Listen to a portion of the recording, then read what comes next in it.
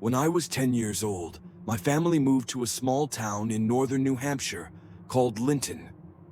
My dad had been laid off from his engineering job in Albany, and my mom, being a nurse, was able to transfer to a rural hospital on short notice. We ended up moving into a little fixer-upper on the edge of town, nothing fancy, but it came with a huge backyard and backed up to thick woods that seemed to go on forever. At first I hated it. There were no sidewalks. The nearest Walmart was 40 minutes away, and I had to take a yellow school bus through winding roads filled with potholes just to get to class. But over time, I started to appreciate the quiet. At night, it was so still you could hear the wind moving through the trees or the crack of a branch under a deer's hoof. And even though I missed my friends back in New York, I started to make a few new ones, namely, a neighbor kid named Drew. Drew was my age, lanky, and always barefoot. He lived with his grandparents 2 houses down and knew everything about Linton, every shortcut trail, every old story, and every person you were supposed to stay away from. The person at the top of that last list was someone he only referred to as Old Man Vickers. "Never go past Coldwell Hill," Drew warned one afternoon while we tossed a football back and forth. "That's his land. He's got traps out there. People say he used to work on military bunkers or something, and now he's paranoid as hell. Thinks people are after him." I asked if anyone had actually seen him. Drew shrugged and said, "Only his shadow." He told me Vickers had been part of some Cold War government project and that his house had a basement that went down 3 floors. According to Drew, kids who got too close to the edge of Coldwell Hill, especially if they tried to mess with the fence, sometimes went missing for a few days and came back refusing to talk about what happened. It all sounded like classic small-town mythology. But then one afternoon, Drew convinced me to go up Coldwell Hill with him. It was a Sunday, late fall, and the woods had that damp, leaf mulch smell that only comes once the trees are mostly bare. We brought flashlights, a pack of Oreos, and my dad's old compass just in case. The hill itself wasn't far, maybe 25 minutes of hiking from the backyard, but it had this eerie feeling like we weren't supposed to be there. The further up we went, the quieter it got. Even the birds weren't chirping. We reached a rusted wire fence at the top of the hill. It had warning signs stapled to random spots. Private property. No trespassing. And below one of them, someone had spray painted in red, "The cold still lives below." I thought it was a joke. Drew didn't. He told me that in the 1970s, Old Man Vickers had built a Cold War fallout bunker down there for the town, paid for by the government. But something happened. The funding got pulled, the workers disappeared, and Vickers refused to let anyone on his land afterward. Some folks said he kept building, that he was down there for decades. Drew dared me to go inside the bunker. I laughed, but my voice sounded weak. There was a small path that led along the inside of the fence, and about 100 feet down, we found it. What looked like a concrete slab with a heavy rusted metal door built into the ground. It was partially covered with wet leaves and pine needles, and when Drew pulled the handle, it creaked like an old coffin.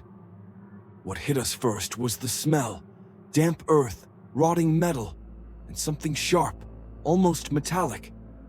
We pointed our flashlights inside and saw stairs leading down into blackness. The cement walls were cracked, and the air felt unusually cold, even for November. We only meant to go down a few steps, but curiosity is a funny thing. We kept going. The further down we went, the more we realized how deep it actually was. The stairs spiraled for what felt like forever. After about 2 full flights, we reached a landing with a thick metal door, no knob, just a latch that had long since rusted over. We didn't open it. We couldn't. But right next to the door was a row of scratched words, scrawled into the cement wall with what looked like a nail. "They won't let me leave." That's when we heard it. A low, grinding noise echoing from below us, like something metal being dragged. Then another sound, faint but real, the click of movement. A slow, deliberate tap. Tap.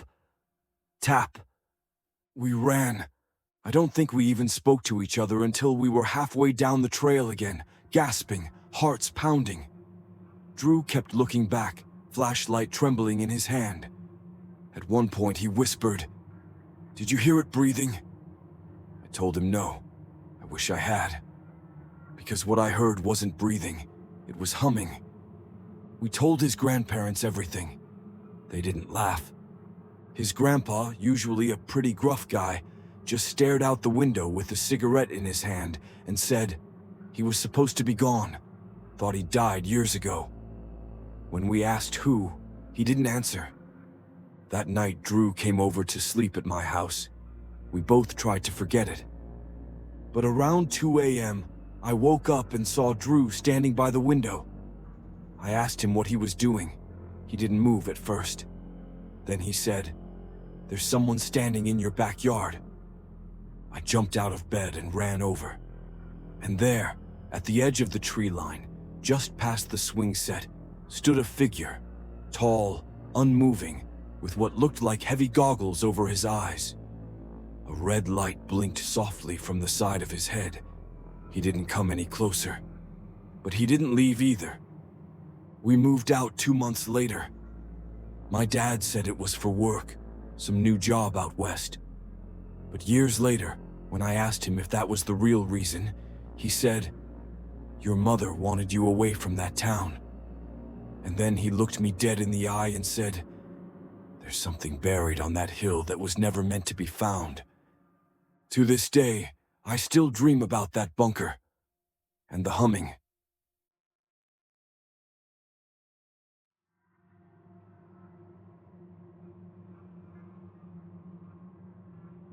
We moved to Quail Hollow in the summer of 1998. I was 13 at the time, and my dad had just accepted a promotion at a regional bank that required us to leave our home in Maryland and relocate to a small town in central Virginia.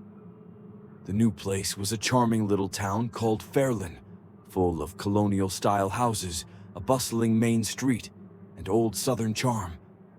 It was the kind of place where everyone seemed to know everyone, and where strangers were noticed immediately. The house we moved into was beautiful but weird. It sat at the very end of Quail Hollow Road, tucked between thick woods and a sloping ravine. The backyard faded into a tree line that, according to the realtor, bordered protected land that hadn't been touched in decades. The house had been vacant for almost a year before we moved in, but everything inside was spotless, almost too spotless. There were strange details, though, like the fact that the basement had been sealed shut with wooden boards, not locked, not taped off, just boarded. When my dad asked the property manager why, he gave a vague answer about moisture damage and said it was best not to go down there. Of course, my dad unsealed it the first weekend. It was dark and mostly empty, but there were signs someone had lived down there at some point. A mattress, an old tin plate, stains on the concrete floor. At the far end of the basement was a hatch that led to a small crawl space under the house. My mom told my dad to seal it back up. He didn't. By the second week, strange things started to happen. At first, it was little things. I'd wake up and find my bedroom window wide open, even though I was certain I had closed it. My younger sister, Ellie, started complaining that she heard footsteps in the hallway at night, but when my parents checked, there was no one there. One night, the motion sensor light in our backyard kept flicking on every 15 minutes, but each time my dad went out with a flashlight, he found nothing. It all came to a head on a muggy Tuesday evening in August. We had just finished dinner when the power went out. There was no storm, no lightning, just a sudden click, and everything went dark. Dad grabbed a flashlight and went to check the breaker panel in the basement. but he never came back up. After 10 minutes passed, my mom started getting nervous and asked me to go down and check on him. I took a flashlight and started down the wooden steps. I'll never forget how still it was. You could hear the buzzing of the flashlight's batteries. It was that quiet. "Dad," I called out. Nothing. I reached the bottom of the stairs and swept the light across the basement. The hatch to the crawl space was open. "Dad," I said again, louder. That's when I heard it. A faint dragging sound, like someone pulling something heavy across the concrete. It was coming from the crawl space. I stood frozen for a moment, unsure whether to run or yell. I finally managed to whisper, "Dad, is that you?" And then, something responded. But it wasn't my dad. It was a voice, faint but unmistakably human. And it whispered back, "You're not supposed to be here." I bolted. My flashlight bounced against the steps as I scrambled back up, heart pounding in my throat. My mom was already halfway down the stairs, and I nearly knocked her over. I screamed that something was down there and that Dad was gone. She called the police immediately. By the time the sheriff arrived, the power had mysteriously come back on. 2 officers searched the house top to bottom. They found nothing in the crawl space, nothing in the woods. But they did find my dad in the attic. He was unconscious, curled up in the far corner, clothes filthy and soaked with sweat. The paramedics said he was dehydrated, but otherwise fine. When he finally woke up in the hospital the next day, he couldn't explain how he got there. He said he had gone down to the basement and then woke up in the attic. That didn't make sense. The attic door had been padlocked from the outside. No one in the family had the key, and the police said it looked like the lock had been forced open from within. That was the final straw. My mom refused to spend another night in the house.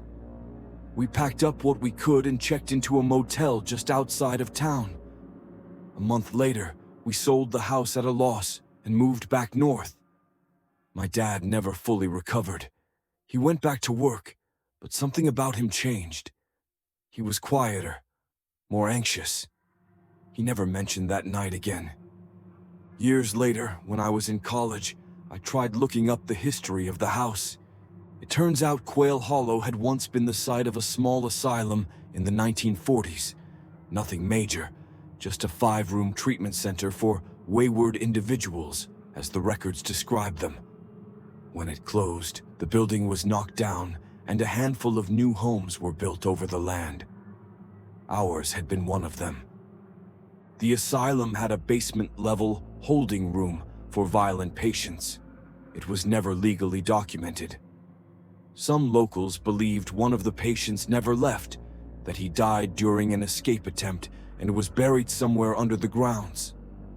Others believed something worse, that someone had helped him disappear, and that he might have kept living under the town's nose for years, surviving off scraps and sheer hatred of the outside world. I've only returned to Fairland once, just to drive through. The house on Quail Hollow still stands. The porch has new railings. There's a garden now. It looks like any other nice home in a peaceful town. But every time I close my eyes, I hear it again. "You're not supposed to be here."